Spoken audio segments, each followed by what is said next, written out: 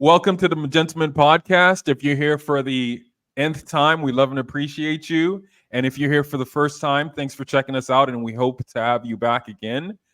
Steve T just rolled up some stuff here for us to react to and discuss. And yeah, I'm excited.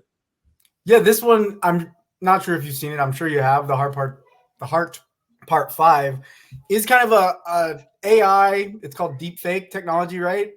Yeah, And obviously, we've probably heard that it's used for a lot of sinister things online. But as you can see here, artists are using it in a way that was well received by the public. And it kind of dovetails to a topic we talked about last time, which was, AI has been around in a lot of forms for a while.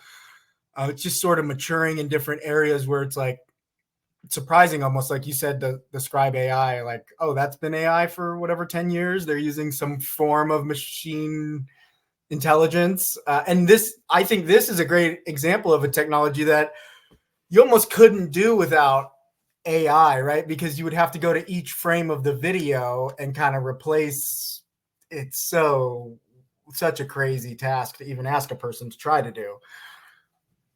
yeah. I mean, interesting. Yeah, to talk about that. Yeah, I actually went like right after the call and I looked at Scribe and I was like, oh yeah, it says AI right here.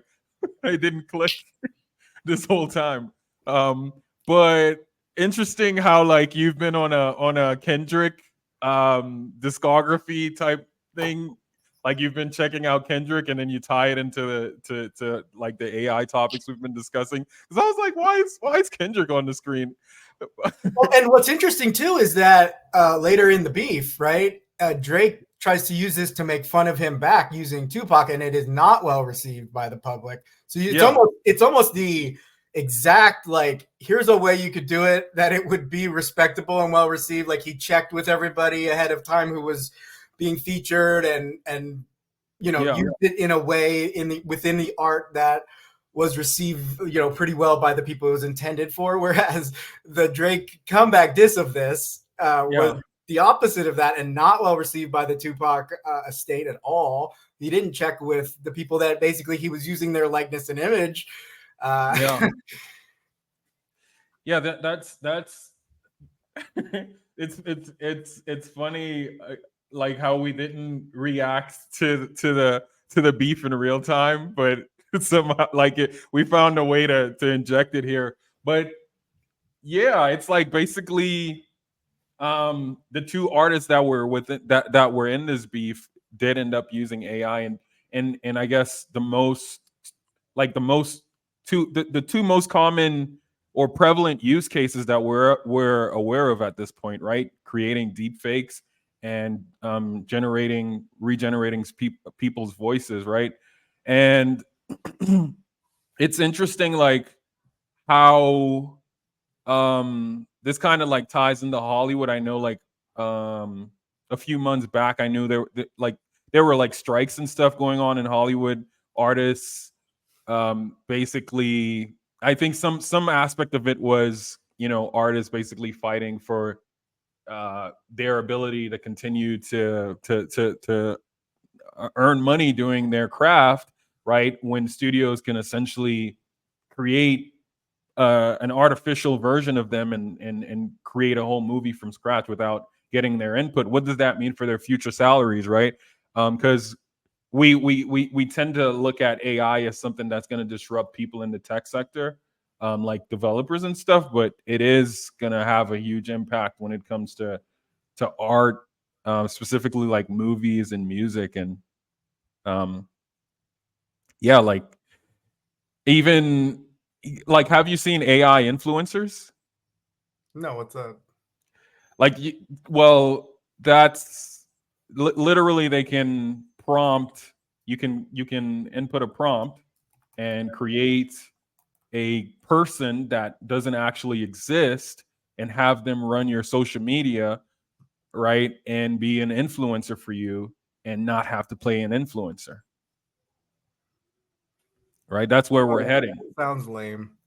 Well, I mean, there's literally an AI influencer page on Instagram that's the one I was talking about. Like she actually has real followers. 2.6 million followers. Yeah. Yeah. What? What am I reading? And it's just it's a freaking, yeah, it's one of these. It's a cardboard cutout of a robot person. Wow. Yeah, it's Okay. like, I mean, do we need movie stars Well, I can tell you in the this. future?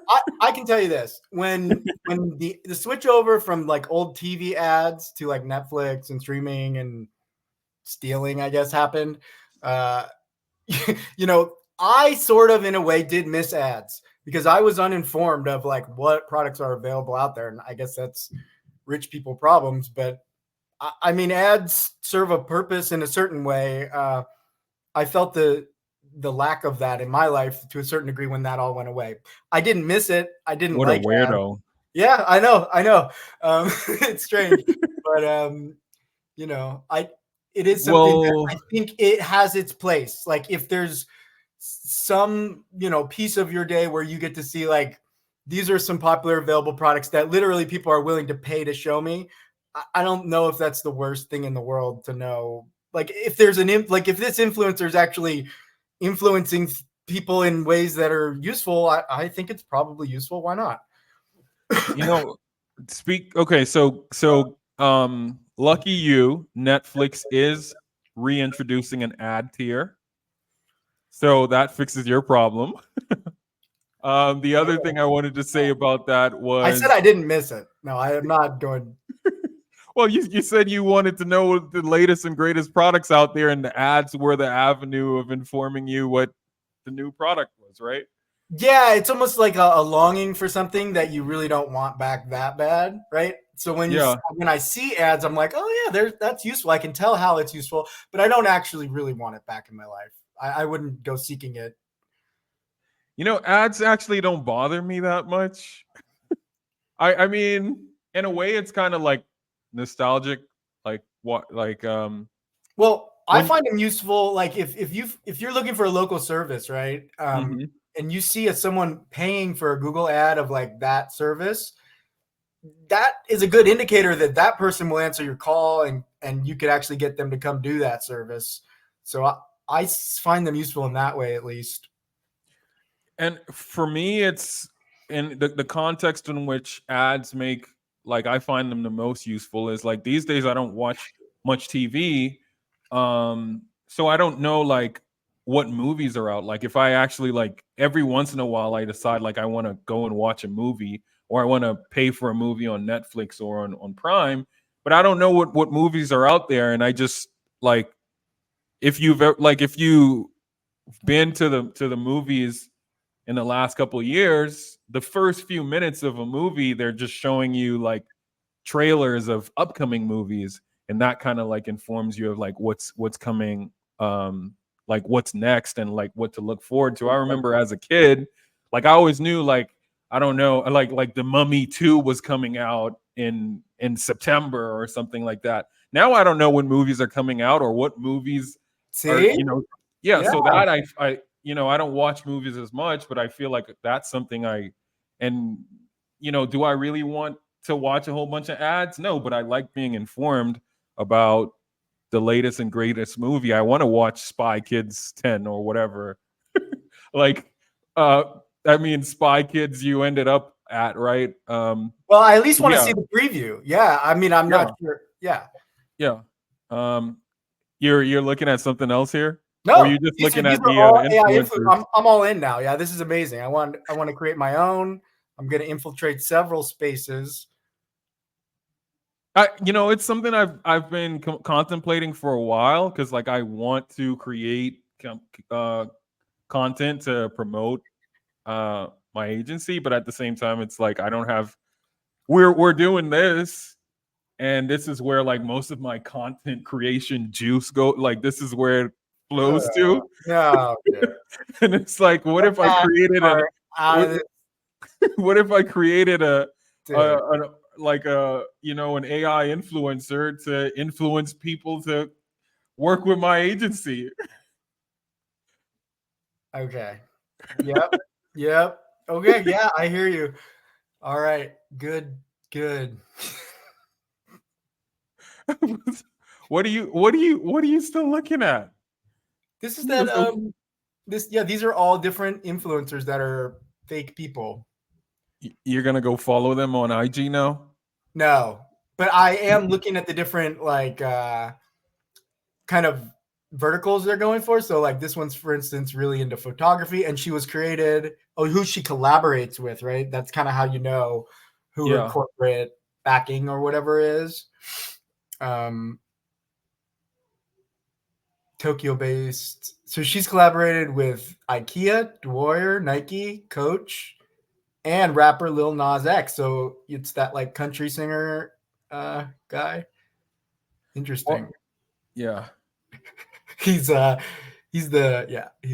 he sung with Billy Ray Cyrus and the old. That was like way in the beginning. Like you need to get updated, sir. I don't wanna. I noped out of that whole thing. I'm good. Thank you.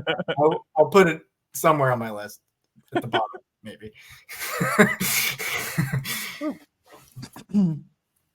So we kind of like went down the AI influencer rabbit hole, but you started off with, I guess we started off with deep fakes. Did you want to like delve into that a little bit more? Nope. I want to do a different topic. Okay. Unless you want to keep going on that one. No. I mean, these are your topics. I'm just going with the flow. Okay. You want to do another intro for this one then? Yeah.